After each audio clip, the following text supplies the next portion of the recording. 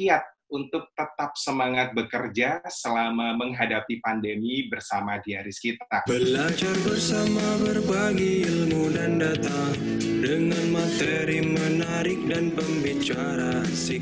Kembangkan diri dengan cara. Nah, sebagian besar dari teman-teman pasti telah mengenal sosok Putri Indonesia Perdamaian tahun 2017. Tapi pada kesempatan kali ini, izinkanlah saya untuk sedikit membacakan profil singkat beliau. Beliau adalah penggiat psikologi anak, aktif sebagai public speakers dan mengajar public speaking, pernah mewakili Indonesia di ajang Miss Grand Internasional dan berhasil meraih posisi 10 besar, aktif dalam beberapa program di TV dan kerap juga diundang oleh berbagai perusahaan dan instansi pemerintah untuk menjadi pembicara. Dan pada sosialisasi kali ini kita sangat beruntung karena Mbak Dea tidak bosan untuk kali kelima menjadi narasumber di Direktorat Jenderal Bea dan Cukai. Baik, hadirin yang kami hormati, langsung saja kita sambut Dea Gusti Rizkita. Terima kasih Mas Hermoko sudah mempresent saya. Benar sekali, saya kurang lebih 5 kali bekerja sama dan juga berdinamika bersama teman-teman Bea dan Cukai. Kalau misalnya boleh pamer sedikit, ini plakat pertama saya. Tuh, waktu itu saya sempat jadi custom sehari. Lalu ini plakat kedua saya, ada lampunya. Emang kreatif sekali teman-teman dari Bea dan Cukai ini, dan masih banyak plakat-plakat dari Bea Cukai lainnya. Saya ucapkan terima kasih banyak kepada seluruh peserta yang ikut, seperti yang saya sampaikan tadi. Di hari Sabtu, Anda semua mau meluangkan waktu untuk sharing sama saya. Di sini saya tidak mau menggurui sama sekali, saya mau berbagi, karena jujur, saya juga work from home, saya juga bekerja dari rumah, dan banyak sekali dinamika yang berubah. Awalnya saya pun merasa kalau ini tuh menyebalkan. Akui saja, jujur saja, kalau ini tuh menyebalkan sekali. Jadi, kita manusia, kita pasti maklum lah ya, merasa hal yang tidak nyaman seperti itu. Tapi, kita nggak bisa berlama-lama dengan perasaan itu, perasaan nggak nyaman. Jadi, gimana nih caranya kita bisa move on dan bisa menerima kebiasaan baru ini. Pada saat ini, aku akan sharing kepada teman-teman semua. Semoga teman-teman berkenan.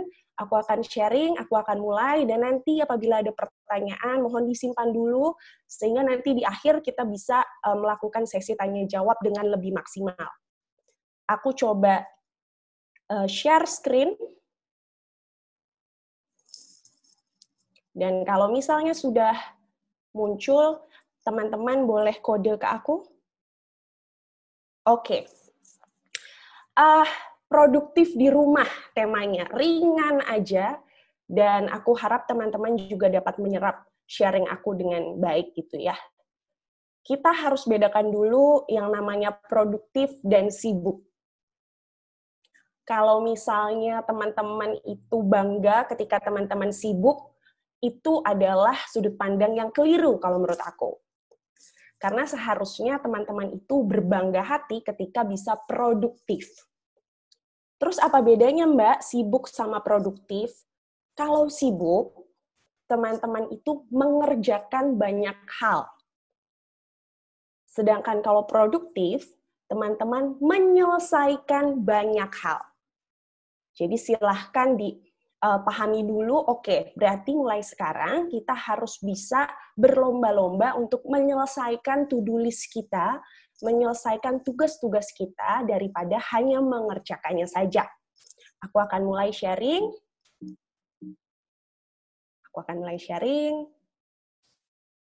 Nah, sebenarnya apa sih yang membuat Anda sekalian itu tidak bersemangat bekerja di rumah? Mungkin kalau misalnya saya boleh tebak, yang pertama adalah rumah itu tuh bawaannya mager atau malas gerak. Pengennya tiduran, pengennya goler-goler, rebahan sebagai passion Anda mungkin. Itu yang sekarang jadi isu. Yang kedua, mungkin di rumah itu banyak banget distraksinya. Mulai dari mungkin ada adiknya, ada anaknya, Atau mungkin ada keluarganya yang kadang-kadang lagi meeting, tiba-tiba disuruh, Budi, tolong dong itu Budi, diambilin ojeknya di depan, dan lain-lain gitu ya. Yang ketiga, kalau di rumah itu koneksinya mungkin nggak sebaik ketika di kantor. Jadi ketika meeting mungkin tersendat-sendat koneksinya, dan itu ngebuat sangat ganggu. Oke. Dan yang keempat yang biasanya terjadi adalah, biasanya nih Anda kan bertemu sama rekan-rekan. Biasanya Anda bertemu sama teman-teman kantor. Dan sekarang Anda tidak bisa bertemu secara langsung, melainkan hanya bertemu secara virtual.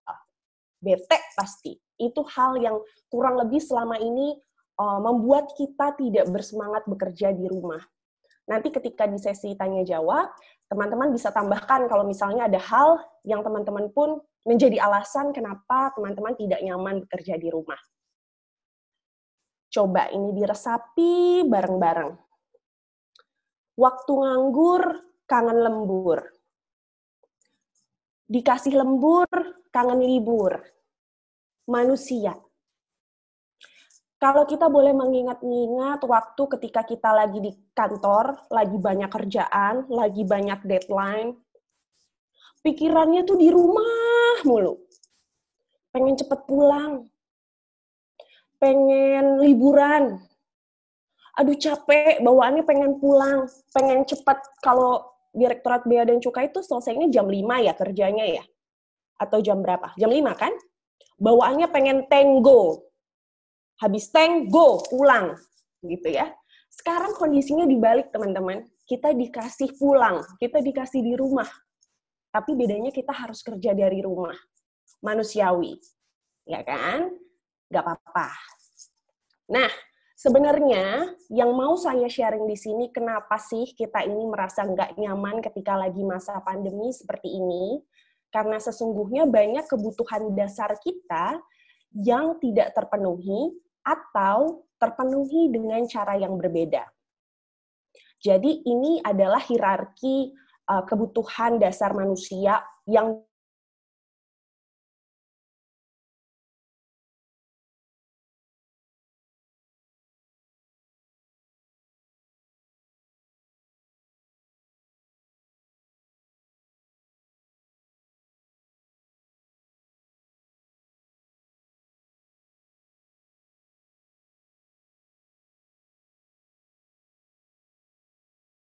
mulai terganggu.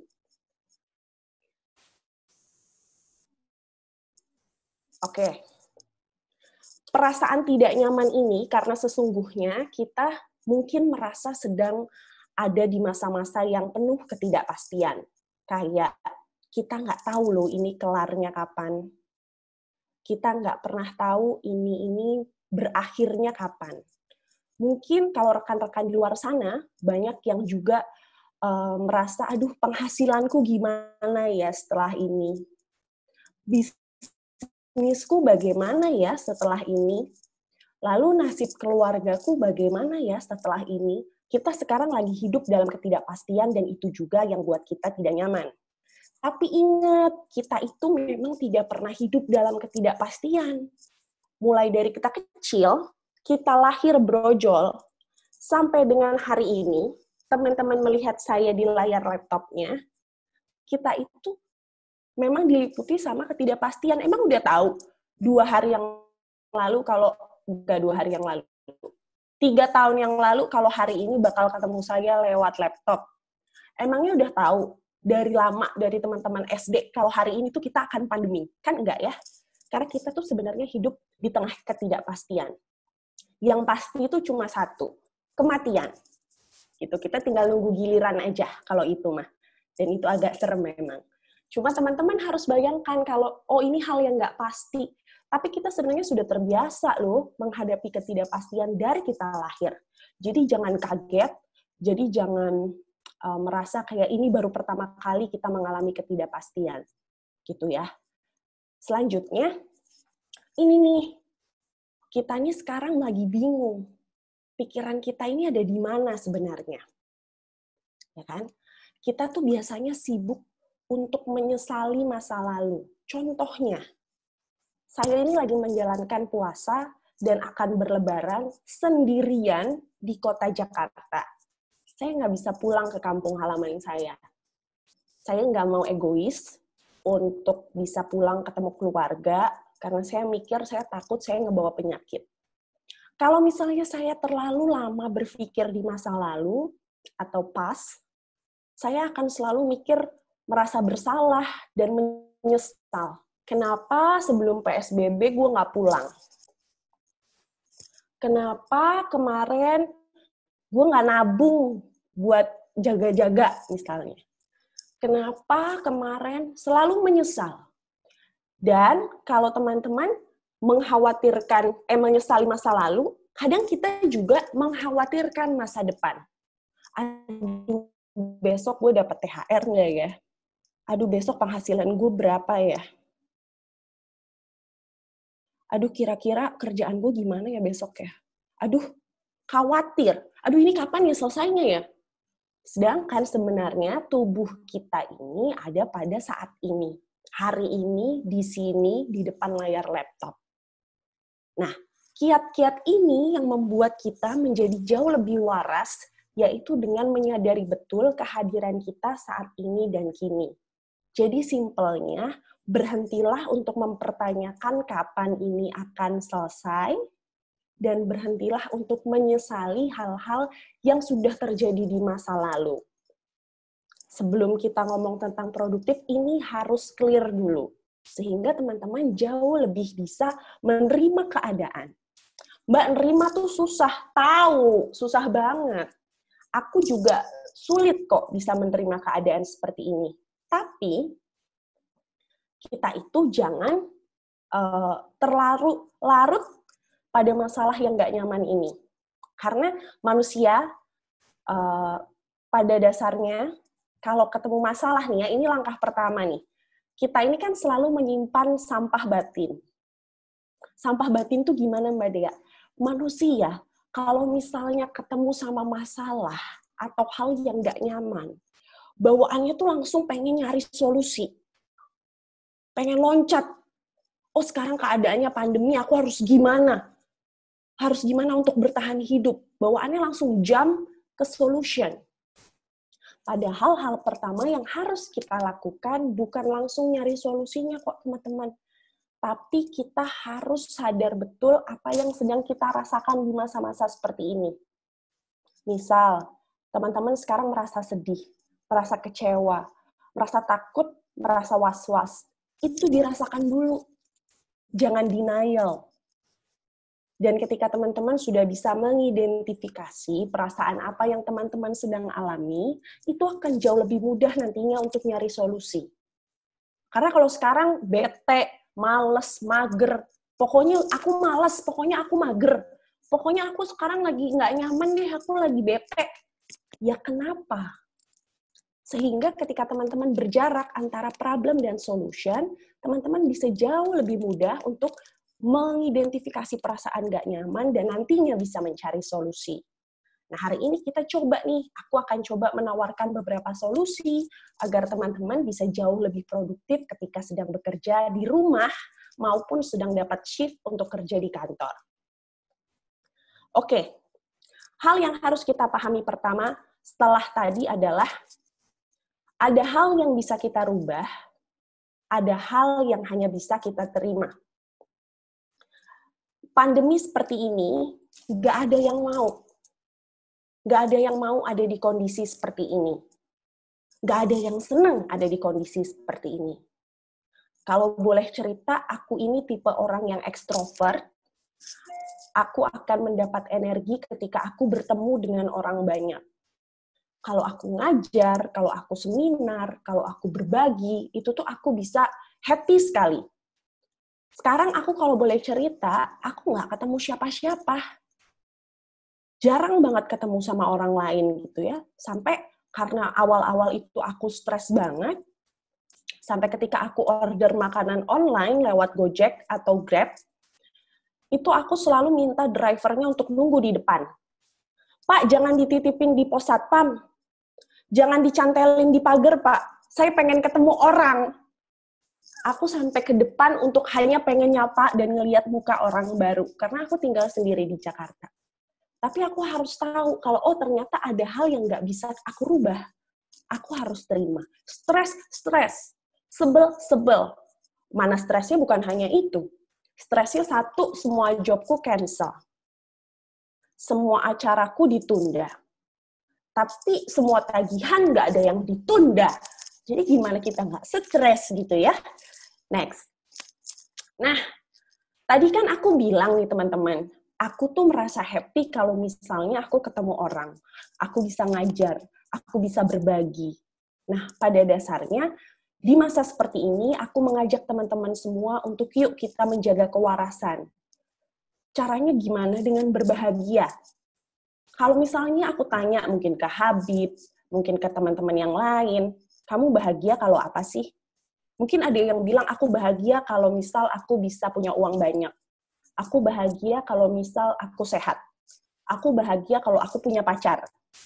Nah, berarti ketika 3 poin itu kita nggak dapat, berarti kita nggak bahagia dong. Nggak boleh.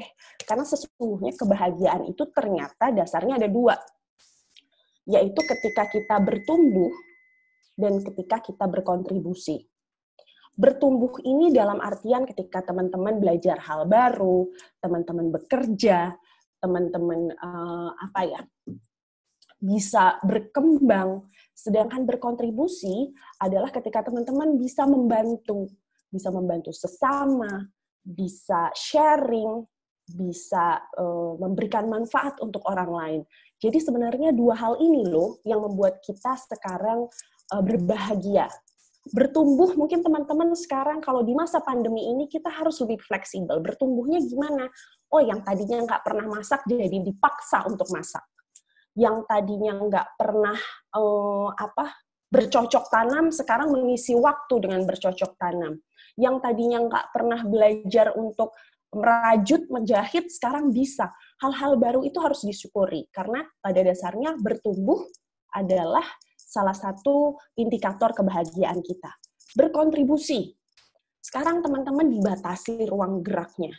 Tapi dengan teman-teman sesimpel ngasih tip tambahan ke driver ojek atau driver mobil, ngasih tip itu bentuk kontribusi. Ketika teman-teman misalnya memberikan sedikit rezekinya lewat zakat, itu berkontribusi juga. Percayalah kalau kontribusi ini, ketika teman-teman ngasih, justru teman-teman akan merasa sangat amat berkecukupan. Dan 2 hal ini, bertumbuh dan berkontribusi, yang buat kita bahagia, namun di masa pandemi ini kita harus lebih fleksibel. Hari ini kita ngobrol dan sharing, salah satu bentuk kita bertumbuh. Teman-teman bertumbuh, mendengarkan hal baru, mendapat insight baru, aku berkontribusi, memberikan hal yang aku tahu, gitu ya. Oke, kita coba lihat sisi positif dari bekerja di rumah ini. Karena daripada kita ngeluh-ngeluh terus, karena tadi kan ada hal yang nggak bisa dirubah ya, ada hal yang hanya bisa diterima. Maka yuk kita coba mencari apa sih segi positifnya dari work from home ini. Yang pertama, mungkin teman-teman bisa menghabiskan waktu lebih banyak bersama keluarga. Bersyukur untuk teman-teman yang sekarang tinggal bersama keluarga, karena menurut aku itu nikmat yang luar biasa ketika di masa pandemi semua serba sulit begini, Anda masih tinggal bersama keluarga Anda, minimal ada yang Anda lihat itu tuh mereka, keluarga Anda, waktu Anda lihat itu membuat ketenangan gitu ya. Keluarga Anda bisa berkumpul dalam keadaan yang sehat walafiat, merayakan puasa bersama, berbuka bareng di meja makan. Coy, aku buka-buka sendiri, sahur-sahur sendiri. Ya, coba itu disyukuri dulu. Yang kedua, banyak waktu untuk diri sendiri. Kalau dulu teman-teman mungkin nggak punya waktu buat dirinya sendiri, 24 jam rasanya kurang dalam sehari, karena banyak kerjaan yang harus diselesaikan. Sekarang teman-teman punya lebih banyak waktu loh untuk dekat sama diri teman-teman sendiri. Melakukan hal yang teman-teman suka, ya kan? Yang ketiga, bisa melakukan hobi lama yang tertunda.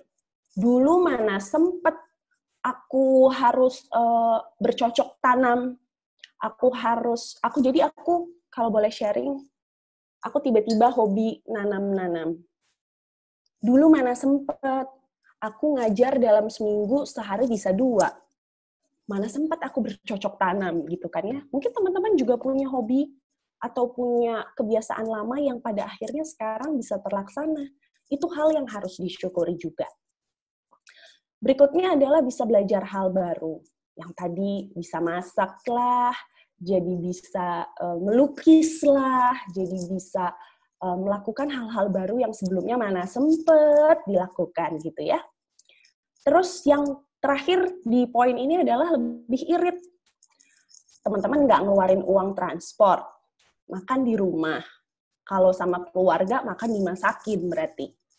Atau teman-teman yang biasanya nongkrong-nongkrong di coffee shop sambil gibah, hari ini, detik ini nggak bisa, di rumah. Biasanya bukber, kalau zaman dulu puasanya belum, jadwal buka bersama udah banyak. Ya kan? Emang buka bersama nggak pakai cuan? Pakai cuan dong. Ya kan? Apalagi ada teman yang bilang, udah bayarin gue dulu deh, besok gue ganti. Wah, misteri. Ngegantinya kapan nggak tahu. Ya kan? Sekarang bisa lebih irit. Tapi jangan salahkan aku di poin terakhir ini apabila kalian buka Tokopedia, buka Shopee, ya itu bukan urusan aku lagi ya. Next, hal positifnya banyak nih.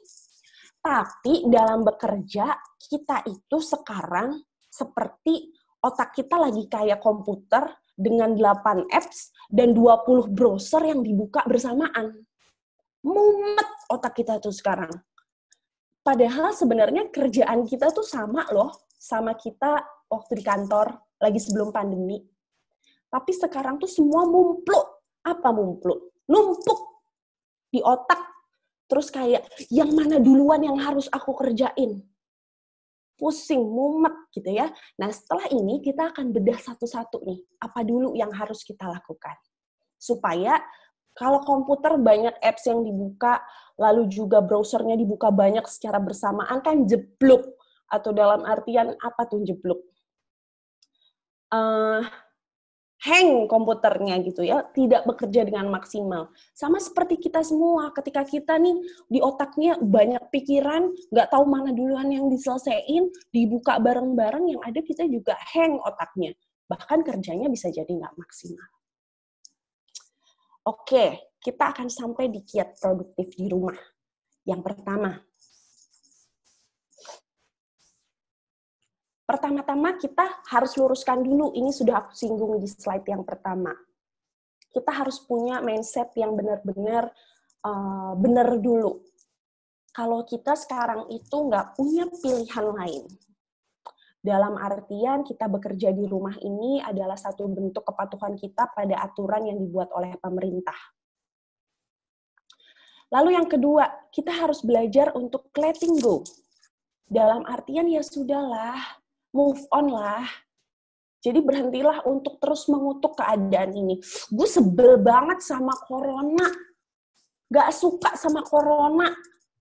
Ya coronanya juga gak peduli gitu loh kalau kita ngeluh-ngeluh kayak gitu. Ibarat kata nih, corona, aku akan mengeluarkan sedikit statement yang mungkin agak-agak kasar ya. Corona itu ibaratnya seperti kotoran gitu ya. Mohon maaf Pak semuanya, seperti tai. Tapi ingat, bukan cuma kamu yang nyium tainya. Kita semua ini lagi ada di situasi yang emang bau banget gara-gara si corona ini.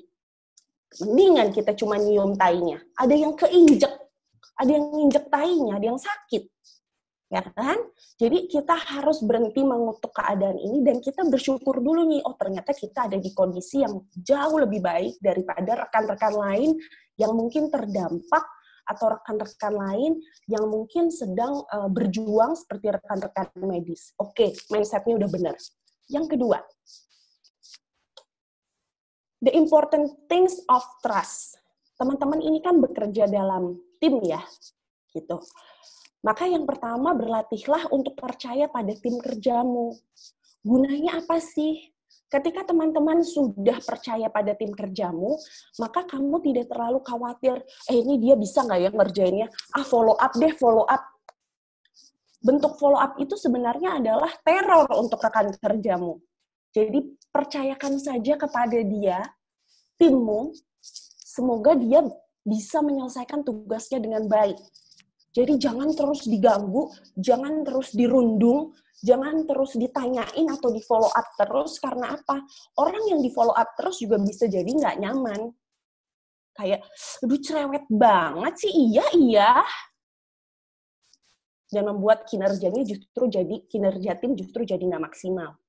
Dan yang kedua, lihat hasil akhir dari kinerja tim kerjamu. Kalau dulu ketika kita di kantor, kita bisa memantau tim kerja kita. Kita bisa melihat langsung progres yang dia kerjakan. Dan terkadang sebelum selesai, kita bisa ikut campur atau mungkin mengevaluasi sedikit-sedikit. Kalau sekarang kan nggak bisa. Kita harus memberikan kepercayaan penuh pada tim kerja. Jadi kita lihat apakah hasil yang mereka kerjakan bisa maksimal. Itulah yang menentukan tindakan kita ke depannya. Yang ketiga, beri tanda mereka yang tidak kooperatif. Nah, ini buat bos-bos nih. Ya, bapak-bapak yang ada di sini nih, kalau bos-bos nih ya, coba Pak, tandain. Kalau ada mereka-mereka di masa pandemi ini, WFH ini, susah banget dipegang omongannya susah, dikasih tugas nggak dikerjain, atau telat mulu. Nah, bayangkan Pak, di WFH aja, which is di rumah, mereka kayak gitu. Berarti di kehidupan nyata, sebelum pandemi ini, mereka juga begitu, Pak. Atau bahkan lebih parah. Tandain, Pak. Ya kan, Pak? Promosi ntar dulu. Gitu. Aduh, jangan marah ya ketika ada yang tersinggung gitu ya dengan ini, karena iya siapa suruh. Yang ketiga, kita ini kan dikasih waktu, dikasih waktu sama Tuhan itu 24 jam dalam sehari. Hal yang sangat mustahil ketika kita menggunakan 24 jamnya untuk kerja yang nggak mungkin.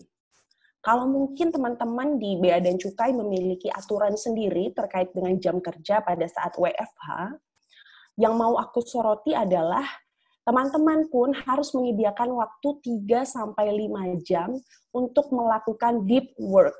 Dalam artian deep work itu gimana sih Mbak Dea? Jadi beri waktu 3-5 jam sehari untuk menyelesaikan tugas dengan tanpa gangguan. Komit untuk tidak balas WhatsApp, tidak ngechat saat melakukan deep work sehingga kamu fokus. Jangan bangga ketika teman-teman ini multitasking, sambil nge-zoom, sambil balas chat, kalau bisa sambil nyetrika, kalau bisa sambil badminton.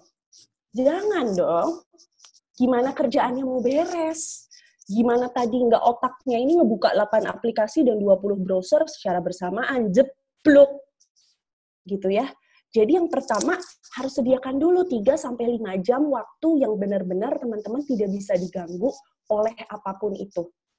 Sekarang kalau teman-teman WhatsApp, email, itu kan bisa ya teman-teman nanti sediakan, gunakan jam bego. Aduh, bego tuh apa sih bahasa bagusnya? Jam hula-hulu gitu ya, atau jam bego aja ya pakainya ya. Gunakan jam bego untuk balas pesan. Misalnya nih, ada WhatsApp ketika teman-teman sedang deep work, ya udah nanti aja setelah 3 jam baru teman-teman bisa pegang HP. Kalau WhatsApp kantor itu mending. Ini notif Instagram dibuka juga. Lagi ngerjain kerjaan, buka TikTok, Pak. Astagfirullahalazim, ya kan? Ya gimana mau kerja? Boleh, buka Instagram boleh, buka TikTok boleh, YouTube boleh, buka Netflix boleh. Tapi jangan di jam ini. Sediakan jam bego lainnya. Kita punya 24 jam loh. Kalau keambil 3-5 jam doang, kita masih punya sisa jam yang lain. Gitu ya. Dan mulai sekarang coba matikan notifikasi di handphone kamu. Dalam artian, kalau misalnya notif WhatsApp atau Line nggak mau dimatikan, nggak apa-apa. Karena mungkin itu adalah pesan yang mendesak, kita juga harus tahu. Tapi notifikasi lain, seperti misal notifikasi sosial media, sudah bisa dimatikan. Karena jujur, itu sangat mendistract ketika teman-teman lagi kerja. Tiba-tiba, ceting, gebetan ngomen postinganmu. Wah, langsung dar. Atau ceting, produk kamu sudah sampai tujuan Shopee. Habis ngerjain, ngelihat notif itu bawaannya pengen ke depan ngambil paket. Padahal sebenarnya aktivitas sekunder itu bisa dilakukan nanti setelah teman-teman selesai bekerja. Tapi yang keempat, teman-teman harus tahu maintain your energy level atau energi limit. Kita tuh punya limit dalam bekerja. Dalam artian kita tuh nggak bisa konsentrasi lama banget, nggak bisa. Kita juga butuh refreshing dan butuh penyegaran. Yang pertama, buat to-do list yang realistis. Hari ini mau ngapain? Dan buat to-do list yang kira-kira bisa kamu tepati sendiri. Karena pada dasarnya ketika kita bikin to-do list cukup banyak, ketika misal ada satu hal yang nggak tercapai di pagi hari, itu to-do list yang bawah-bawah biasanya nggak dikerjain habis itu, karena udah terlanjur bete. Jadi buatlah to-do list atau serangkaian kegiatan yang akan dilakukan dalam sehari dengan realistis, kira-kira sanggup nggak ya aku mengerjakan ini? Gitu. Yang kedua, coba untuk mengurangi kebiasaan multitasking. Karena kita itu manusia sebenarnya tidak dianugerahi kemampuan multitasking. Teman-teman boleh melakukan 2 aktivitas secara bersamaan. Wajar banget. Tapi pastikan 2 aktivitas itu mayor dan minor. Jangan mayor dan mayor. Ketika teman-teman lagi ngerjain kerjaan sambil nonton Netflix, itu mayor dan mayor. Nggak bisa, pilih satu. Ya kerjaan dulu diberesin gitu ya. Tapi ketika misal teman-teman ngerjain kerjaan sambil dengerin musik, itu boleh. Karena itu mayor dan minor. Gitu. Jadi silakan teman-teman jangan berbangga ketika melakukan semua hal dalam satu waktu. Mungkin akan selesai semuanya, tapi saya jamin nggak akan maksimal. Gitu ya. Dan yang ketiga, saat punya waktu beristirahat, maka gunakanlah untuk beristirahat. Jam tidur kita semua hancur saat ini. Udah kita WFH, ditambah bulan puasa, kita harus sahur.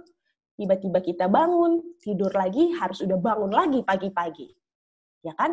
Makanya sekarang biasakan, ini tips dari aku, kalau teman-teman mau terapkan syukur alhamdulillah, sesuai dengan kondisi yang teman-teman sedang jalani sekarang, karena aku tidak bisa memaksakannya. Kalau misalnya teman-teman sekarang sedang berpuasa, untuk teman-teman yang menjalankan ibadah puasa, silahkan setelah berbuka, teman-teman kan bisa langsung sholat dan melakukan hal-hal lain. Jangan tidur lebih dari jam 10 malam. Susah, Mbak. Kapan lagi aku nonton Netflix? Kapan lagi aku ngeliat TikTok? Kapan lagi aku buka Instagram? Iya, tapi kita itu kan harus bangun jam 3 nih ya untuk sahur. Jadi mendingan kalau menurutku, yang aku lakukan beberapa hari ini adalah tidak tidur lebih dari jam 10, lalu bangun sahur, jangan kepagian. Bangun sahur tidak usah jam 2 bangun sahur. Gitu ya. Silahkan bangun sahur jam 3, setengah 4 cukup. Gunanya apa sih? Supaya mepet subuh, guys. Jangan aja kayak, oh ini lagi Netflix nih, jam 12 malam, yaudah gue makan sekalian deh, biar nggak sahur. Terus subuhnya bablas gitu misalnya ya, untuk teman-teman. Jadi silahkan sahurnya mepet dengan jam subuh, sahurnya juga nggak usah tumpeng, nyiapinnya juga lama, sahurnya yang simple-simple aja, lalu sahur setelah itu tidak usah tidur lagi setelah sholat subuh. Di aku itu sangat amat membantu karena jam-jam itu ideku moncor banget. Tapi nanti setelah siang, sediakan waktu untuk tidur siang. 1 jam, 2 jam udah cukup untuk power nap, gitu ya. Nah, tapi aku tahu ini nggak bisa dipaksakan untuk semuanya, tapi kalau misal teman-teman ada yang kira-kira mau coba, silahkan dicoba, karena ketika kita dari subuh sampai dengan siang nantinya kita tidur siang, itu kita punya lebih banyak waktu, gitu, daripada kita bangun siang. Supaya energi level kita, energi limit kita pun terjaga. Yang kelima, ini yang aku sangat amat miris sekali. Mentang-mentang kerja di rumah, Zoom meeting nggak mandi. Mentang-mentang kerja di rumah, ya kan, pakainya kaos oblong. Aku nggak tahu ya kalau Direktorat Bea dan Cukai gimana ketentuannya. Tapi ada orang yang bilang ke aku, ada orang yang Zoom meeting sambil tiduran. Wah, luar biasa nih. Nah, yang aku harus soroti di sini, teman-teman, kita sebisa mungkin harus dress up. Mandi dan dandan dulu sebelum teman-teman virtual meeting. Layaknya seperti teman-teman itu mau berangkat ke kantor. Jadi, aku tidak menyarankan teman-teman pakai seragam navy gitu ya di rumah, terus pakai topi navy-nya teman-teman gitu kan. Yang ada orang rumah kaget, loh Mas mau kemana? Gitu ya. Tapi gunakanlah pakaian yang rapi. Kalau misal males banget nih bikin pakaian yang rapi, pakai pakaian rapi, atasannya aja yang rapi. Bawahnya lebih casual, nggak apa-apa lah, nggak kelihatan. Ya kan? Tapi teman-teman sebisa mungkin hargailah orang-orang yang ada di Zoom meeting, hargailah orang-orang yang ada di virtual meeting ini dengan berpakaian secara proper. Dan yang kedua, ada penelitian di Amerika yang membuktikan pada saat kita menggunakan atribut kerja, itu membuat kita menjadi jauh lebih semangat dan jauh lebih bertanggung jawab dalam bekerja. Di penelitian ini, yang dilakukan oleh peneliti ini, subjek penelitiannya adalah dokter. Dokter yang kerja tanpa jas dokter, dengan dokter yang kerja menggunakan jas dokter, itu ternyata memiliki hasil yang jauh berbeda. Mereka yang bekerja dengan atribut kerja mereka akan menjadi jauh lebih bertanggung jawab dan jauh lebih bersemangat.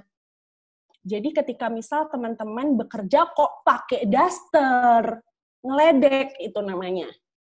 Jadi silahkan teman-teman pakai pakaian yang mungkin nyaman tapi tetap sopan. Lalu cobalah untuk yang perempuan mungkin bisa pakai lipstick sedikit, pakai bedak sedikit gitu ya untuk meeting virtual. Untuk yang laki-laki, mbok ya disisir rambutnya.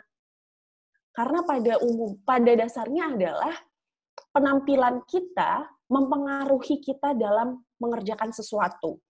Karena ketika teman-teman pakai baju kerja yang rapi, aku saat ini pakai baju kerjaku, karena baju kerjaku baju rapi biasa, itu secara tidak langsung alam bawah sadar kita, unconsciousness kita, nge-setting kalau kita ini mau kerja.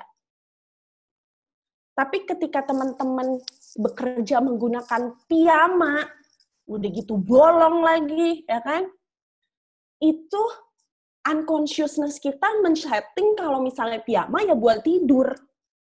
Makanya kenapa kita jadi males-malesan atau mager-mageran ketika kita lagi bekerja menggunakan baju yang tidak seharusnya.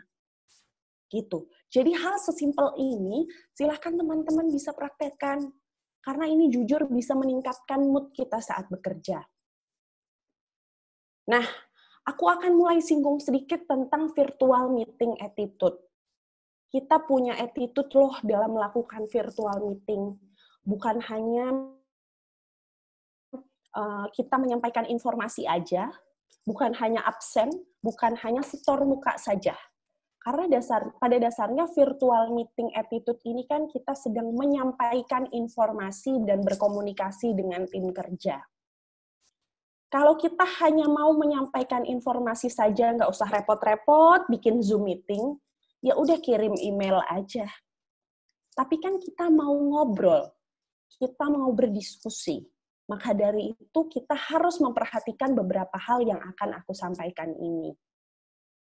Yang pertama, be on time. Berperilakulah sama ketika Anda pergi ke kantor, on time. Kalau misalnya Zoom-nya mulainya jam 9, maka jam 9 itu Anda sudah ready. Jangan Zoom-nya jam 9, maka jam 9 Anda baru mandi. Wah, itu kebangetan. Yang kedua, ini adalah interaksi dua arah. Maka nyalakan kamera Anda supaya kehadiran Anda itu dihargai. Mbak, aku tuh nggak mau nyalain kameraku, Mbak, soalnya aku lagi jelek. Nggak dinilai mukanya.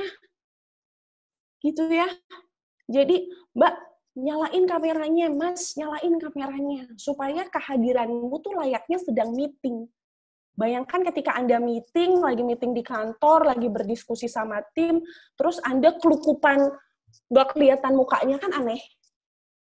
Jadi gunakanlah ini seperti Anda sedang meeting betulan. Yang kedua, matikan mic pada saat Anda sedang tidak berbicara. Jangan sampai Anda lupa nge-mute, ada suara kucing Anda, meong, meong, ganggu banget. Gitu ya. Yang ketiga, latihanlah bicara menatap kamera.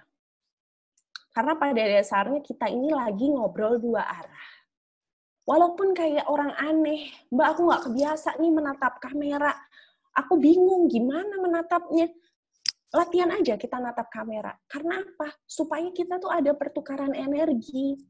Karena pada saat kita ketemu langsung, kita ngobrol langsung, itu tuh sebenarnya kita sedang melakukan pertukaran energi.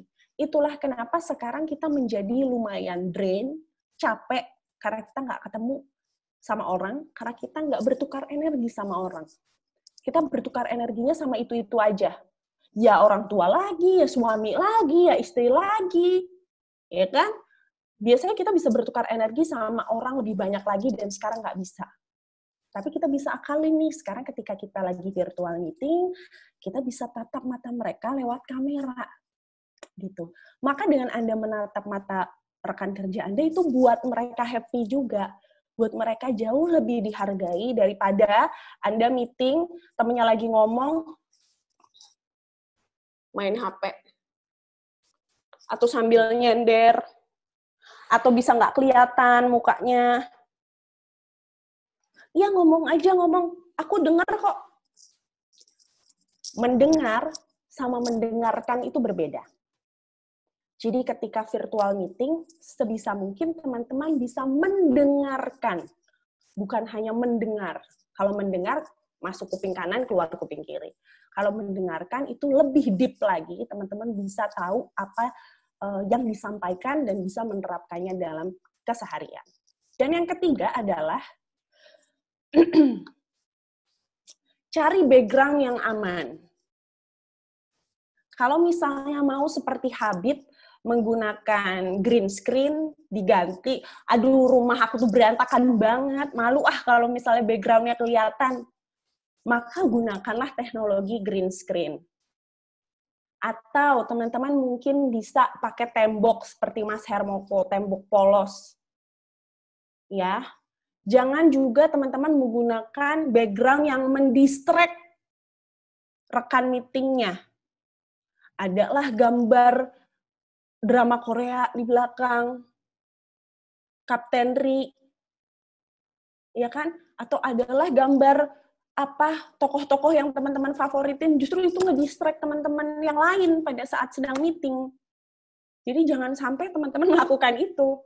Yang kedua, ini nih, biasanya nih kan layar laptop ini kan baterainya suka habis. Di tengah meeting sibuk nyari charger. Itu ngeganggu teman-teman, ngeganggu meeting sedang berlangsung. Udah mah meetingnya virtual, pakai ada koreografi, nyari charger. Itu ngeganggu sekali untuk rekan-rekan lain yang sedang menyimak. Gimana yang lain mau semangat kerja kalau kitanya sendiri tidak mensupport tim kita untuk bekerja lebih baik.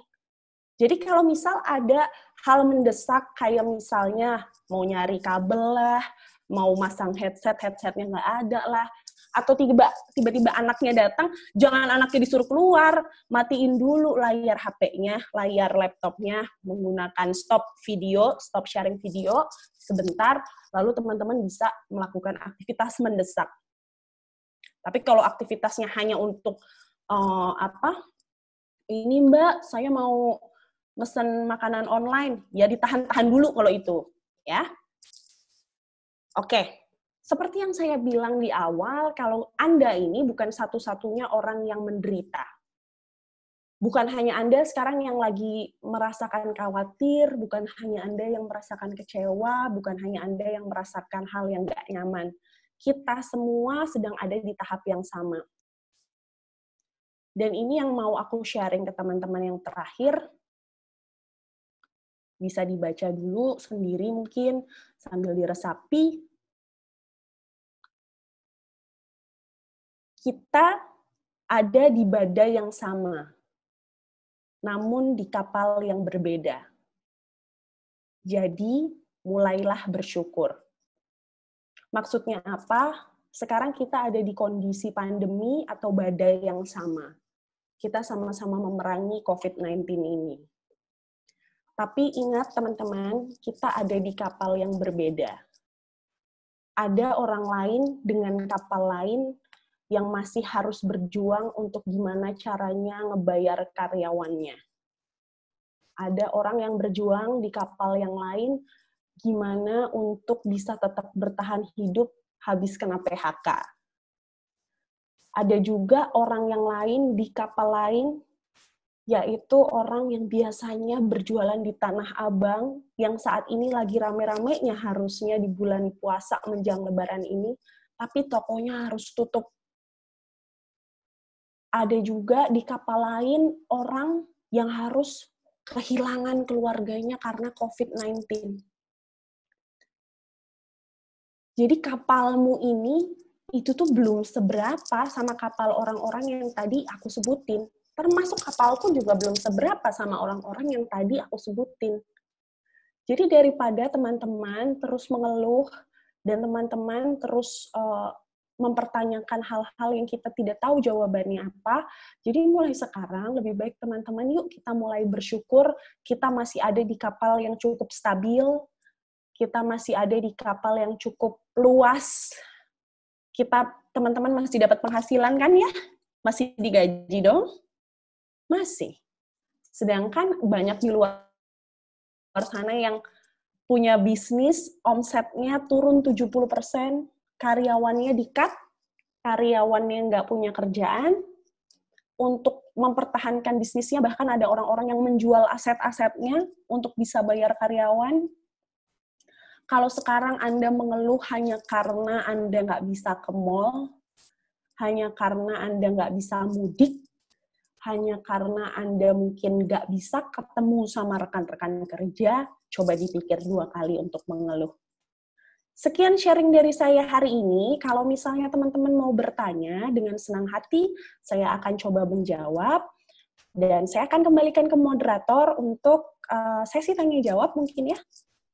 Baik, terima kasih kepada Mbak Dea. Semoga dengan materi yang disampaikan dapat menjadi trigger agar tetap semangat dalam bekerja pada saat pandemi. Amin. Kalau sedang virtual meeting tuh boleh tepuk tangan nggak sih, Mbak? Boleh, terserah. Tepuk tangan untuk Mbak Dea Gusteris kita. Luar biasa. Baik, Bapak dan Ibu yang kami hormati, kita akan masuk dalam sesi tanya-jawab.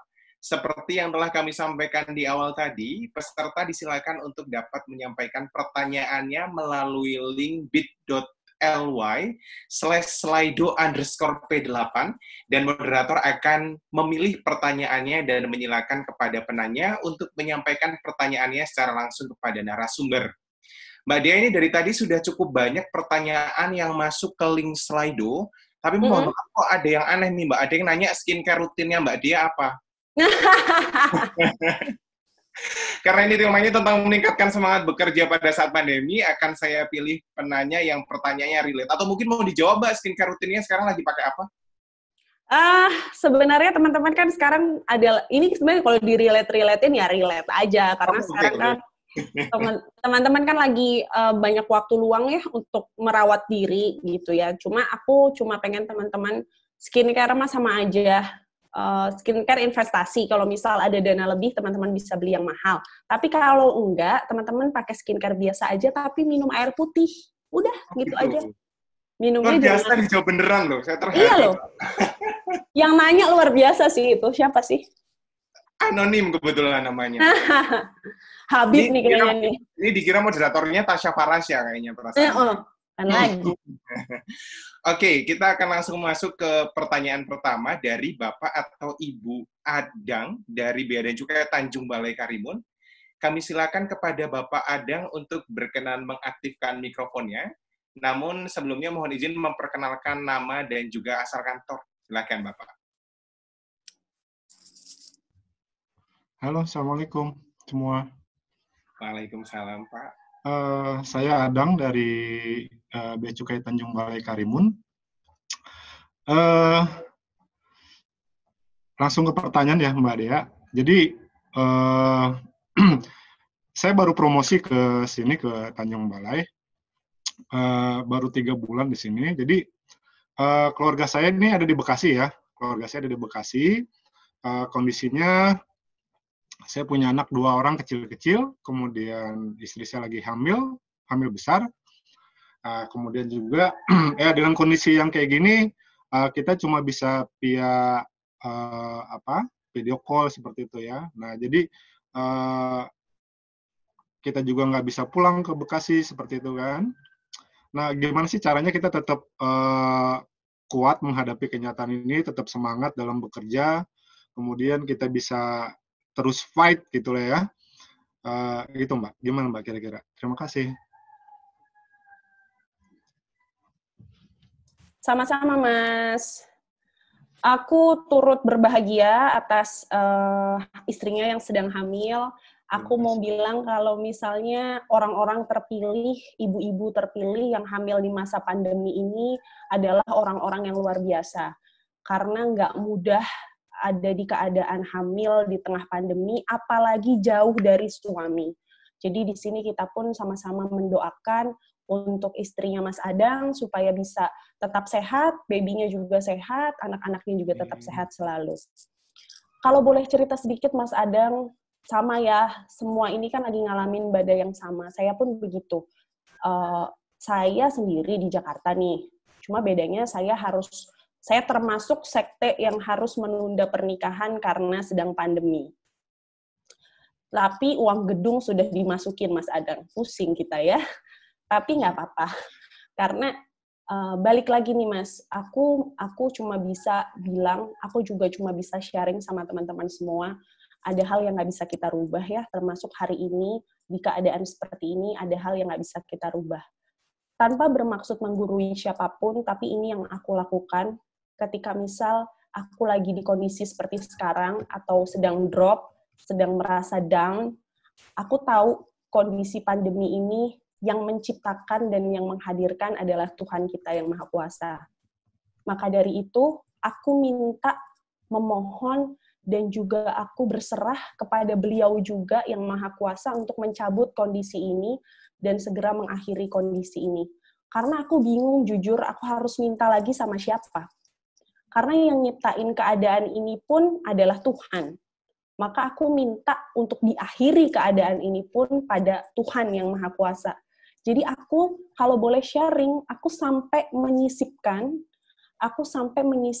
doa untuk COVID-19 ini di setiap akhir ibadahku, cuma untuk supaya kita semua bisa kembali hidup seperti sedia kala. Jadi aku pun mengajak Mas Adang dan juga teman-teman di sini untuk melakukan hal yang sama. Karena yang ngasih kita keadaan seperti ini kan Tuhan ya. Maka kepada Tuhan juga kita meminta agar keadaan ini bisa segera pulih dan bisa berhenti gitu. Dan untuk bisa semangat kerja, Mas Adang, aku bisa bilang bahwa jadikanlah hal ini sebagai motivasi ya untuk Mas Adang dan juga untuk keluarga. Jadikanlah ini cerita yang nanti akan dibagikan sama baby-nya yang akan lahir, bahwa dia ini sedang ada saat hamil istrinya dan saat lahir ini sedang ada di masa pandemi, masa yang nggak mudah untuk dilewati. Tapi percayalah, orang-orang terpilih seperti istrinya Mas Adang dan juga keluarga Mas Adang ini bukan orang sembarangan. Jadi justru orang yang dipercaya sama Tuhan untuk mendapat kondisi yang luar biasa di tengah kondisi sulit ini. Dengan perspektif seperti itu, kiranya kita akan bisa jauh lebih bersyukur dan jauh lebih termotivasi, Mas Adang. Aku tahu ini nggak mudah dan akan klise gitu ya, kayak ya ngomong doang mah gampang, tapi ngelakuinnya gimana. Cuma aku mengajak semua orang yang ada di sini juga untuk ikut turut mendoakan siapapun, Mas Adang ataupun rekan-rekan lain yang mengalami kondisi yang sama, supaya bisa tetap bertahan dan supaya bisa tetap produktif bekerja. Untuk Mas Adang supaya produktif sebenarnya sama seperti tips-tips yang tadi saya kasih, cuma yang bisa saya sampaikan adalah dengan Mas Adang produktif bekerja, pasti 2 anakmu dan 1 yang ada di kandungan akan jadi anak yang paling bangga sama bapaknya. Amin, amin, amin ya Rabbal Alamin. Bagaimana Mas Adang? Apa ada yang ingin ditanyakan lagi, Mas? Atau sudah cukup? Cukup Mas. Terima kasih Mbak Dea ya. Baik, Sama-sama Mas Adang. Kita lanjut ke pertanyaan selanjutnya, Mbak Dea, dari Rizky, Bapak atau Ibu Rizky Amalia dari Direktorat P2. Silakan untuk dapat berkenan mengaktifkan kameranya dan juga mengaktifkan mikrofonnya. Ya, selamat pagi Mbak Dea. Pagi. Selamat pagi rekan-rekan semua. Sebelumnya perkenalkan, saya Rizky Amalia dari Direktorat P2. Saya mau tanya, kemarin saya sempat baca artikel kalau seorang yang introvert itu lebih berisiko mengalami gangguan saat pandemi seperti ini, karena saya juga kebetulan punya teman di kosan, dia itu terlihat agak gimana, maksudnya dia sering bikin story, terus terlihat bosan dan sebagainya. Nah, menurut ilmu psikologis apakah seperti itu, dan sejauh info yang Mbak Dea tahu, mungkin Mbak Dea punya teman, apakah ada yang sampai sakit atau separah apa efeknya? Gitu, terima kasih. Terima kasih. Mbak Rizky, introvert Ya. atau ekstrovert Mbak Rizky? Ekstrovert. Ekstrovert ya? Iya. Tadi saya introvert ya? Oh ya, maaf. Ekstrovert. Oke, P2 tuh di mana Mbak Rizky? P2 di kantor pusat, Mbak Dea. Oh, saya udah lama nggak main ke sana ya. Yeah. Oke, saya akan coba jawab. Betul sekali kata Mbak Rizky, memang banyak penelitian dan itu ternyata terbukti bahwa teman-teman yang memiliki kepribadian ekstrovert itu jauh lebih merasa terancam di masa pandemi seperti ini. Aku akan bagi untuk teman-teman yang nggak tahu ekstrovert dan introvert ya. Kalau orang-orang dengan kepribadian ekstrovert adalah mereka yang sangat amat mendapatkan energi ketika bisa bertemu dengan orang banyak. Ketika mereka bisa berinteraksi, ketika mereka bisa ada dalam tim, ketika mereka bisa ngobrol sama orang, itu mereka happy. Sedangkan orang introvert adalah orang yang bisa senang dan mendapatkan energi ketika mereka sendiri. Mengerjakan semuanya sendiri, orang introvert jauh lebih pendiam, orang introvert pendengar yang baik, sedangkan orang ekstrovert jauh lebih atraktif dan pembicara yang baik. Akan masuk akal penelitian tersebut ketika memang teman-teman yang ekstrovert yang mendapat energi ketika bertemu orang, yang mendapatkan energi ketika ada di keramaian, sekarang merasa emotionally drained atau merasa haus gitu ya, emosinya terganggu. Itu hal yang sangat amat wajar dan memang betul adanya. Karena seperti yang aku ceritakan, aku seorang ekstrovert murni. Pada saat seminggu pandemi, aku hampir nggak tahu, aku udah ya dibilang stres, ya pusing, ya cranky di seminggu pertama. Karena aku merasa ini hal yang nggak bisa aku terima di awal. Karena aku akan mendapatkan energi ketika aku ketemu orang, ketika aku bisa sharing, ketika aku ada di keramaian. Dan sekarang aku nggak bisa. Berarti teman Mbak Rizky itu sama seperti aku. Orang yang drain, emosinya mulai haus, biasanya ini suka ada yang ngisi emosinya, perasaan, happy ketemu orang, happy bercengkrama dengan teman-teman, happy nongkrong-nongkrong, sekarang nggak bisa, maka kita ngerasa sedikit haus akan hal itu. Terparahnya, memang sekarang itu dari awal COVID-19 pandemi ini, yang banyak diperhatikan adalah kesehatan fisik kita semua. Kita sering cuci tangan, kita selalu pakai masker, kita pakai hand sanitizer, cuma jarang sekali yang menyoroti kesehatan mental kita. Karena pada dasarnya, yang paling riskan kena bukan gangguan ya, cuma yang paling riskan kena luka batin ketika lagi COVID-19 ini adalah teman-teman yang ekstrovert. Mereka bisa mungkin mulai merasa depresi, tapi bukan depresi gangguan mental ya, hanya simptom depresi yang merasa, duh emang nih gue nggak berguna nih, aduh nggak bisa nih gue begini, gitu ya, mengeluh-mengeluh seperti itu.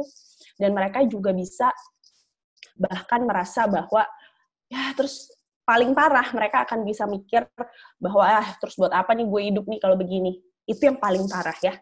Maka bagaimana nih kalau kita punya teman atau kita merasa kita ini ekstrovert di keadaan seperti ini, hal yang terpenting untuk Mbak Rizky dan temannya itu adalah coba yuk untuk teman-teman yang ekstrovert tetap menjalin komunikasi untuk mengisi kekosongan energi kita dengan apa? Dengan virtual meeting atau dengan virtual communication. Seperti contohnya mungkin teman-teman bisa lebih sering lagi WhatsApp call dengan keluarga, WhatsApp call dengan teman-teman, karena jujur itu sangat amat membantu menjaga teman-teman dengan karakteristik ekstrovert untuk bisa bertahan di situasi seperti ini. Atau bahkan sesimpel teman-teman ketemu orang baru, kayak supir driver online, untuk supaya ngisi energi, supaya nggak ketemunya orang-orang itu aja. Itu adalah hal pertama yang bisa, dan yang paling ringan yang bisa dilakukan. Tapi kalau misal sudah ada gejala-gejala lebih lanjut, atau merasa sudah ini aneh banget nih, nggak seperti biasanya, bahkan dengan sesimpel kita sebagai temannya bisa nanya, kamu apa kabar? Nanya kabarnya aja, itu sudah membuat teman-teman ekstrovert ini jauh lebih baik. Sehingga mereka bisa bercerita, mereka bisa bercengkrama, mereka bisa ngobrol. Itu obat untuk mereka yang memiliki karakteristik ekstrovert. Kurang lebih begitu. Baik, terima kasih Mbak Dia. Apakah ada yang ingin ditanggapi lagi Mbak Rizky? Cukup, makasih Mas. Baik, terima kasih. Selanjutnya kita akan ke penanya Bapak atau Ibu Dila Febriza Yusron dari KPPBC TMPA Tangerang. Silakan untuk dapat berkenan mengaktifkan kameranya. Ya, halo, selamat pagi Kak Dea. Pagi. Dan selamat pagi rekan-rekan semua. Jadi aku mau nanya, gimana sih cara kita mengatasi mindset jam malam itu jam produktif saya? Selama ini pun sebelum pandemi, saya selalu bangun malam untuk bekerja dan it works for me. Tapi nyatanya, di saat pandemi ini, mindset tersebut malah menghancurkan produktivitas diri, bahkan insomnia, banyak pikiran dan mengeluh. Dan sudah pernah juga diberi support, tapi masih tetap dengan mindset-nya sendiri. Jadi mindset apa ya Kak yang harus dibentuk agar mengobati mindset yang sebelumnya itu? Itu aja. Oke. Aku sama Mbak, sama kamu. Aku jam produktifku itu justru setelah buka, ide-ide baru keluar. Ya wajar ya, kalau lagi puasa begini, mana ada ide bisa muncul. Mana ada juga otak bisa encer gitu ya, karena logika ternyata butuh logistik juga. Dan bagaimana sih cara untuk mengubah mindset tersebut? Yang pertama, kalau menurut aku, ketika misal teman-teman merasa dengan bekerja di malam hari itu bahkan jauh lebih produktif, apa yang aku lakukan itu belum tentu bisa dilakukan sama teman-teman juga. Belum tentu cocok. Jadi kalau saran dari aku adalah kita harus bisa explore kebiasaan-kebiasaan baru. Kita harus coba kebiasaan-kebiasaan baru terkait dengan produktivitas. Karena apa? Kita mungkin sudah terbiasa dengan jam produktif kita di malam hari. Jadinya kita udah merasa cocok. Padahal sekarang kondisinya sedang tidak memungkinkan kita untuk melakukan itu. Maka yang cuma bisa saya sampaikan dan cuma bisa saya sarankan adalah silahkan coba jam produktif lain. Siapa tahu ternyata ada jam yang lebih cocok sebenarnya, tapi selama ini nggak pernah dicoba. Jadinya kita nggak tahu kalau kita punya kemampuan lebih produktif di jam-jam lain selain jam malam. Tapi aku percaya ini nggak bisa, satu formula nggak bisa diterapkan ke semua orang. Jadi kuncinya adalah kita sebagai individu lebih asertif mencari kira-kira jadwal yang lebih tepat tuh yang mana ya, gitu. Dan yang paling tepat adalah teman-teman juga harus mempertimbangkan kesehatan diri teman-teman sendiri. Kalau misalnya dengan jam produktif malam, tapi ternyata kesehatan kita terganggu, tidur kurang, insomnia, banyak pikiran, maka ada yang nggak beres kan sama hal yang kita pilih itu. Jadi aku sarankan untuk Mbak bisa mungkin lebih explore lagi, coba jam-jam yang lain, tidak berhenti untuk mencoba, karena ini ibaratnya ketika kita mencoba, itu investasi jangka panjang loh. Karena kita bekerja ini kan bukan setahun, 2 tahun lagi, tapi justru bertahun-tahun lagi. Dan berkarir itu kan cukup panjang. Dengan kita mencoba, kita mungkin akan menemukan formula baru yang selama ini nggak bisa ditemukan.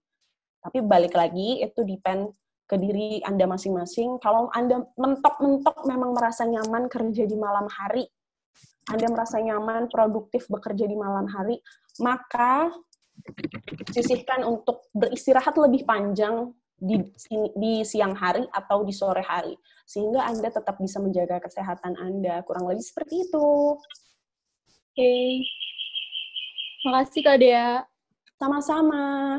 Baik, terima kasih untuk Mbak Dila dan juga Mbak Dia. Ada pertanyaan lagi, Mbak, dari Indra, dari KPU Batam. Silakan kepada Bapak atau Ibu Indra untuk berkenan menyalakan kameranya dan langsung menyampaikan pertanyaannya kepada Mbak Dia.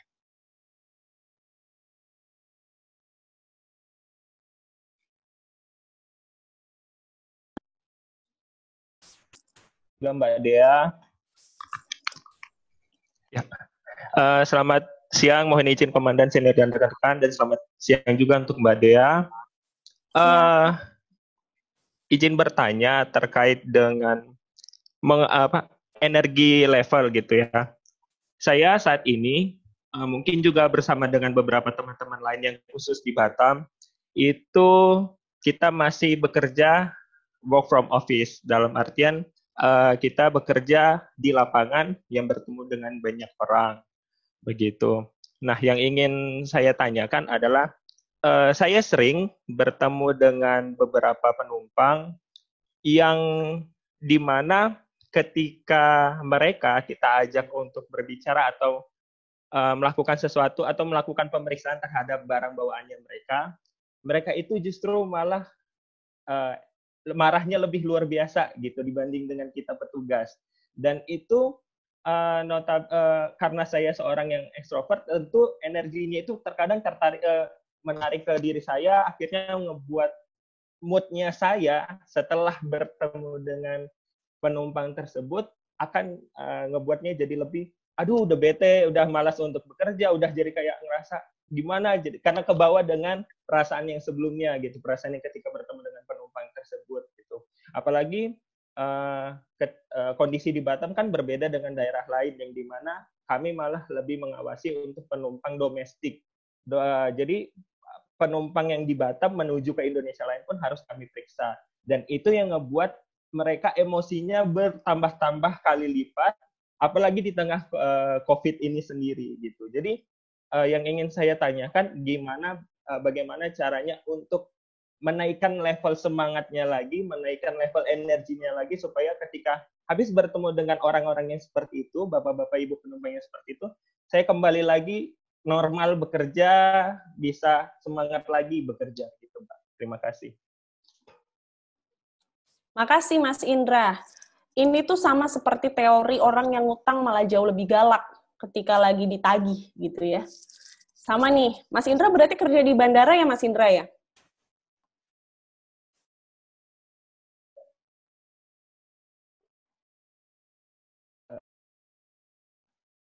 Betul?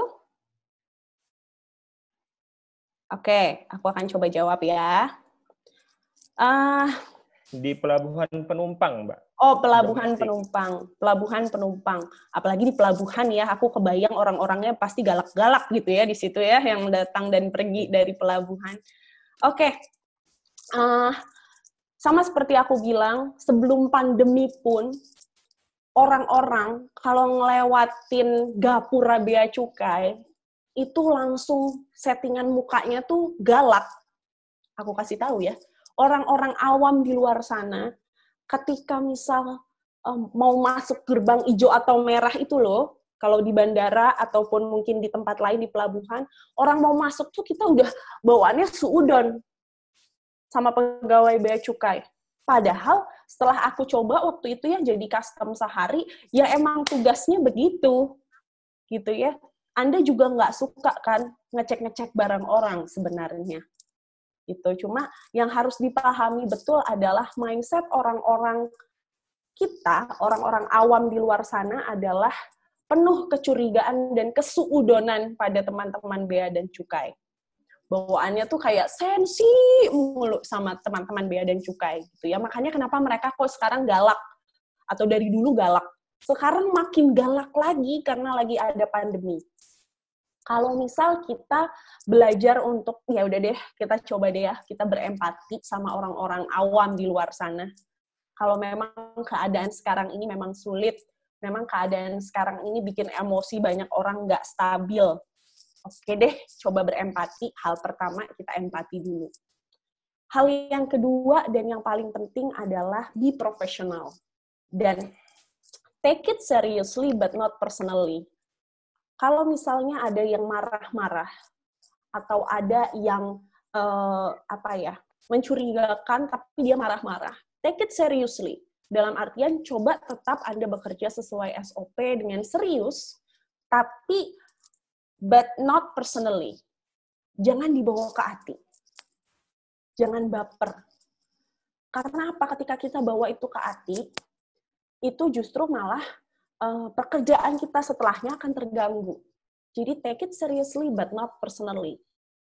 Jangan dibawa personal. Justru teman-teman di sini yang bekerja di lapangan, silahkan tanamkan mindset di sini bahwa Anda itu sebagai sebagai pintu masuk, sebagai gerbang yang mungkin akan menentukan ke depannya itu akan seperti apa. Jadi Anda akan lebih bertanggung jawab ketika ada tugas, harus mengerjakan tugas seperti itu. Sekalipun ada orang-orang yang mungkin kayak marah, galak, dan lain-lain, percayalah, kita itu tidak bisa mengontrol stimulus dari luar. Yang kita bisa kontrol adalah respon kita terhadap stimulus.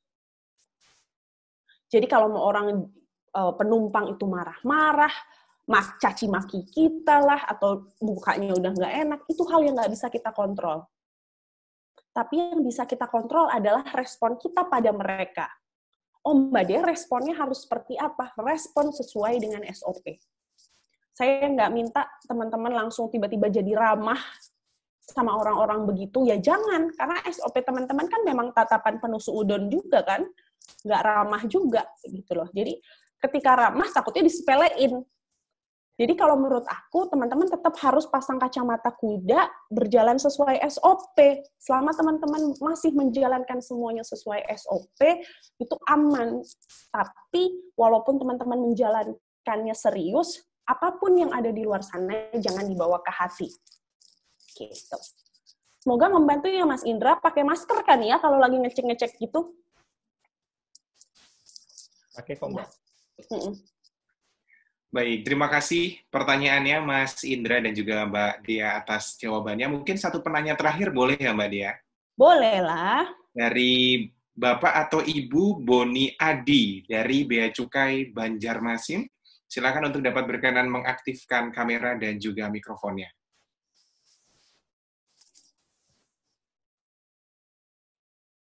Senior semuanya.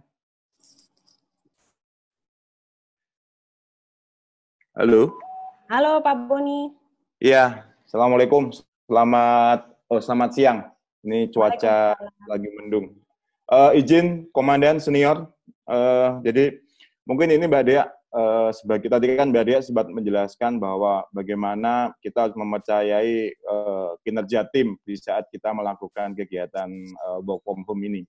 Kita sebagai atasan kan juga harus mengetahui anggota kita bisa melaksanakan apa yang kita tugaskan. Nah, sekarang ini saya mohon tipsnya dari Mbak Dea, gimana sih kita sebagai atasan memberikan semangat kepada anggota tim kita, dan juga apabila ada anggota tim kita yang tadi dalam tanda kutip malas-malas gitu kan, dikasih kerjaan tidak selesai, bagaimana tipsnya kita sebagai atasan dalam melakukan kinerja tim dalam posisi WFH sekarang ini. Terima kasih.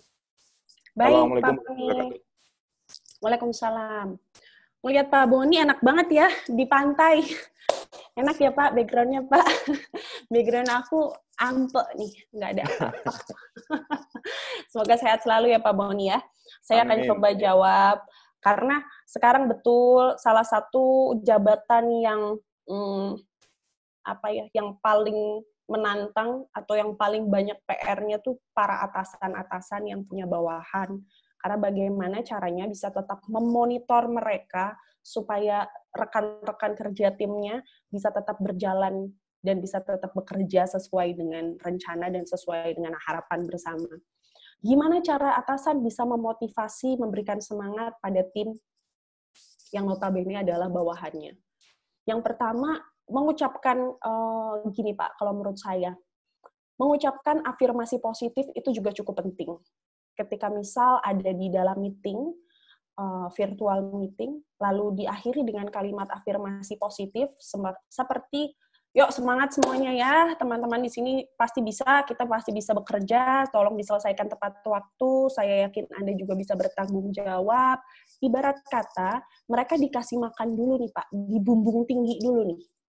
Diberi apresiasi dulu nih, karena bekerja di rumah ini bukan hal yang mudah gitu ya. Jadi, kalimat afirmasi positif saya rasa bisa membantu. Yang kedua, kita harus tetap memberikan kepercayaan dan juga space atau jarak pada mereka. Karena nggak bisa juga mereka kita pepet terus. Kayak baru dikasih 15 menit, udah ditanya lagi udah selesai apa belum. Atau baru dikasih 15 menit, tiba-tiba sudah ditanya lagi gimana, ada susah nggak? Ada kesulitan nggak? Mungkin niat kita baik ya untuk memfollow up mereka dan supaya tahu apakah mereka mengalami kesulitan atau tidak. Cuma percayalah setiap individu itu butuh juga jarak. Jadi berikan jarak supaya mereka juga bisa menyelesaikan tugasnya dulu sampai akhirnya nanti Anda bisa ikut terjun untuk mengevaluasi tugas-tugas yang ada. Mungkin saya nggak tahu ya kalau di Bea Cukai seperti apa, cuma rekan-rekan sekalian tolong sekarang egonya dikurangi, gengsinya dikurangi, dalam artian ketika teman-teman mau mengucapkan semangat dan sehat-sehat selalu untuk teman-teman semua, itu ucapkan saja. Kalau biasanya nggak, ngapain gue ngucapin semangat-semangat ke tim gue? Sekarang nggak apa-apa, afirmasi positif itu perlu, karena sekarang kita nggak punya lagi gimana cara kita memberikan afeksi selain dengan perkataan gitu ya. Terus beri jarak. Nah, tadi gimana nih Mbak Dea untuk bawahan-bawahan yang kok nggak bisa dikasih tahu ya, kinerjanya ini kok begini ya, gitu ya. Sama seperti poin yang tadi saya sampaikan, justru ini adalah momen untuk kesempatan untuk para atasan bisa melihat mana yang kerjanya benar, mana yang enggak, Pak. Karena akan ketahuan di masa-masa seperti ini. Masa-masa sulit seperti ini. Ketika mereka di masa sulit seperti ini aja bisa bekerja dengan baik, berarti pada kondisi biasanya mereka bisa bekerja dengan baik.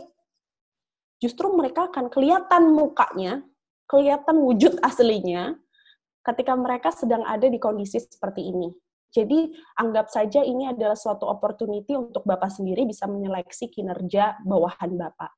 Tapi gimana dong supaya lebih bisa produktif kalau ada mereka yang nggak bisa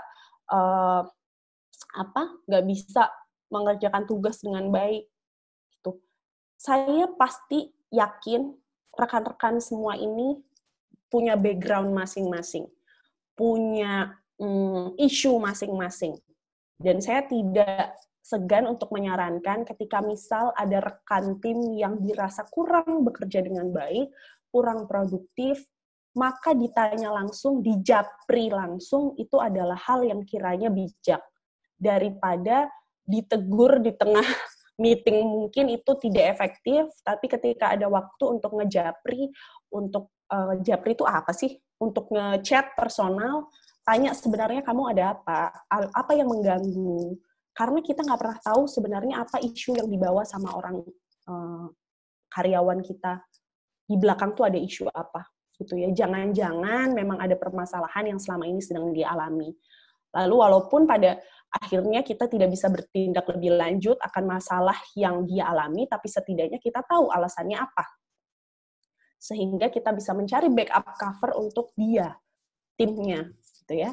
Memang hal ini hal yang sulit, Pak, tapi aku yakin bahwa ketika misalnya teman-teman bisa bekerja dengan baik pada saat pandemi ini, maka pada kehidupan nyata atau pada kehidupan biasanya mereka pun bekerja dengan baik, dan begitu pula sebaliknya. Gitu. Semoga membantu ya Pak Boni, cuma saran dari saya tadi, afirmasi positif, terus juga beri mereka jarak, jangan dipepet terus karena mereka juga nggak nyaman, dan yang ketiga, bisa chat personal, menanyakan langsung sebenarnya ada isu apa, jangan-jangan ada permasalahan yang sebenarnya membuat mereka jadi tidak produktif. Seperti itu. Baik, terima kasih Pak Boni. Ada yang ingin ditanggapi mungkin Pak? Atau sudah cukup?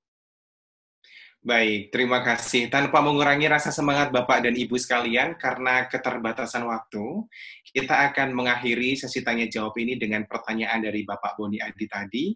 Terima kasih kepada seluruh penanya yang sudah aktif memberikan pertanyaan dan juga Mbak Dia yang sudah berkenan untuk menjawab.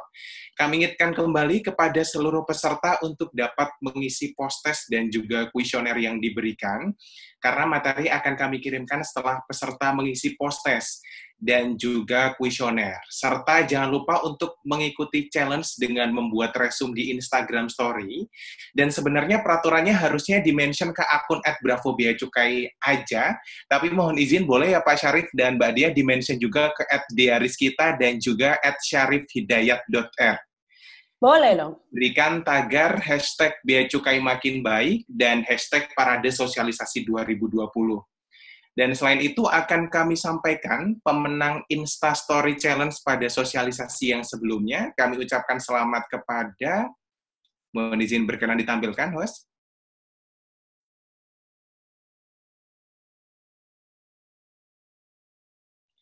Selamat kami ucapkan kepada nama-nama yang sudah tertera pada layar, dan juga nanti hadiahnya akan dikirimkan ke alamat penerima. Baik, Mbak Dia, sekali lagi saya mau ucapkan terima kasih untuk gak bosan-bosan berbagi ilmu ke teman-teman Bea dan Cukai ya Mbak ya. Sebagai penutup mungkin ada yang ingin disampaikan Mbak Dia untuk mengakhiri sosialisasi pada hari ini? Oke, terima kasih banyak rekan-rekan semua, Bapak Ibu yang hari ini sudah berkenan untuk ngobrol bareng saya. Kalau misalnya ada yang ada pertanyaan yang belum dijawab, mohon maaf karena keterbatasan waktu. Terakhir dari saya, hashtag Bea Cukai itu kan Bea Cukai Makin Baik.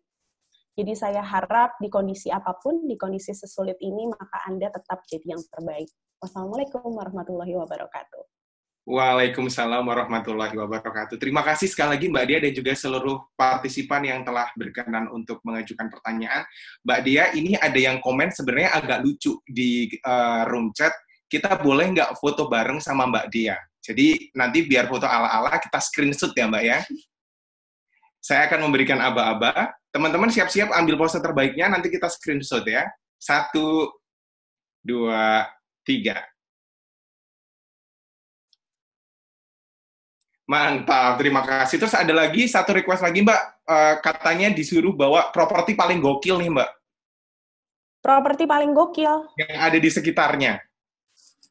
Properti paling gokil yang ada di sekitarnya, properti apa nih? Saya misalkan kayak saya mau bawa guling nih Mbak. Oh iya. Boleh kasih waktu bentar nggak? Boleh. Untuk teman-teman saya silakan juga untuk membawa properti paling gokil teman-teman masing-masing ya. Ada yang mau bawa pacarnya gitu boleh. Kita screenshot rame-rame nanti ya. Wah, ini udah ada yang bawa makanan. Untuk yang bawa makanan mereknya bisa tolong disensor ya karena kita tidak dibayar, teman-teman. Oke, kita lihat Mbak Dia bawa apa, teman-teman. Aku udah siap. Oke, aku juga udah siap. Oke, saya juga bawa bantal ya. 1, 2, 3. Oke, terima kasih. Sekali lagi kami mengucapkan terima kasih kepada seluruh partisipan yang telah hadir pada Zoom meeting kali ini. Terakhir dari saya, bekerja pada saat pandemi tentu menghadirkan suasana baru. Walaupun harus bekerja dari rumah, kita harus selalu produktif bekerja dan melakukan kegiatan-kegiatan positif lainnya. Semoga ilmu yang kita dapatkan hari ini dapat bermanfaat dan dapat diterapkan dalam melaksanakan pekerjaan. Selain itu, saya mengingatkan kembali agar senantiasa menjaga dan mematuhi protokol kesehatan saat pandemi berlangsung. Jangan lupa masih terdapat beberapa sosialisasi yang akan diselenggarakan. Pastikan untuk teman-teman yang telah mendaftar pada sosialisasi untuk dapat mengikuti sosialisasi tepat waktu agar tidak tertinggal dalam menyimak materi yang akan disampaikan. Saya, Hermoko, mewakili penyelenggara mengucapkan terima kasih kepada Mbak Dea dan seluruh peserta yang telah antusias untuk mengikuti sosialisasi hingga akhir.